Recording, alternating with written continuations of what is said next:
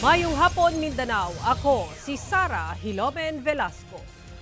Giaprubahan sa International Criminal Court ang hangyo sa kampo ni kanhi Pangulong Rodrigo Duterte nga dili una desisyonan ang naunang hangyo kalabot sa interim release. Ang detalye sa live report ni Argil Relator. Argil. Sara, na pa daw importanteng impormasyon nga wala pa nahatag sa istorya sa depensa labot sa hangyo ni FPRRD alang sa interim release. Busa, buot silang kampo nga makompleto kini una pa man magdesisyon ang ICC judges labot sa maong hangyo. Sa gipagula nga desisyon sa ICC Pre-Trial Chamber 1, gigrant ni ini ang urgent defense request sa kampo ni kanhi Pangulong Rodrigo Duterte nga isuspend una ang ruling o paghatag og desisyon sa naunang hangyo nga interim release. Kahinumduman nga nag-file og petisyon ang Defense Council ni FPRRD alang sa iyang hangyo nga interim release. Apaning bag-o lang nag-file na sab og motion nga dili usa kini desisyonan sa ICC. Pagpasabot sa defense team, doon na pa'y importanteng impormasyon nga wala pa na sumite sa ilang mga gikahinabi alang sa interim release. Wala na gibutyag pa kung unsa kini nga impormasyon apan mahinungdanon matud pa kini sa mahimong desisyon sa interim release. Sa miaging adlaw, gipangutana si VP Sara kung unsa ka tinuod nga gigawas daw sa ICC detention facility si FPRRD. Alam ko yung sagot pero hindi ako makakomment kasi hindi ko alam kung allowed siya.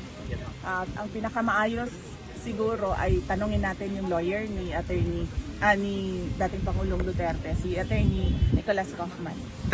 Sa ulahing pagbisita ni VP Sara sa iyang amahang si FPRRD sulod sa ICC Detention Center, nakapangutana matud pa si FPRRD kung unsa na ang nahitabo sa Pilipinas.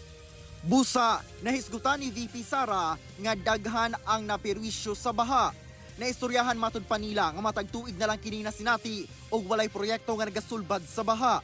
Gisaway sab ni VP Sara ang pagtubag sa Administrasyong Marcos sa problema sa mga pagbaha. Lakip ang suhestyon sa Pangulo nga tigumon ang floodwater para magamit panahon sa El Nino. Ipunin po natin lahat tapos i-deliver po natin sa Malacanang para po may mainom siya. Sumala sa palasyo, katingalahan nga daw wala kahibalo ang bise sa Republic Act 6716 o ang Act providing for the construction of water wells, rainwater collectors, development of springs, and rehabilitation of existing water wells in all barangays in the Philippines. Kinutya niya ang suhestyon na ito ng Pangulo na ipunin ang tubig ulan.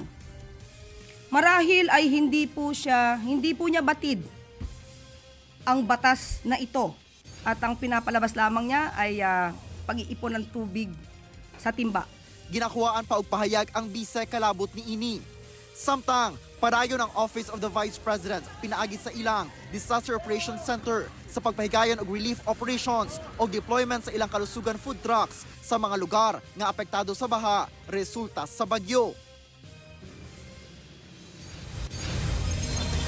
Sara, balik sa sitwasyon dito sa The Hague sa Netherlands. Sa karon anaa ang common law wife ni FPRRD nga si Hanelet Avancenia og sumala ni Hanelet sa interview kaniya human sa iyang pagbisita kay FPRRD sulod sa detention facility nga naa matud pa sa saktong kondisyon si FPRRD og sa iyang pakihinabi sa abogado dili matud pa tinuod nga gidala sa ospital ang kanhi Pangulo.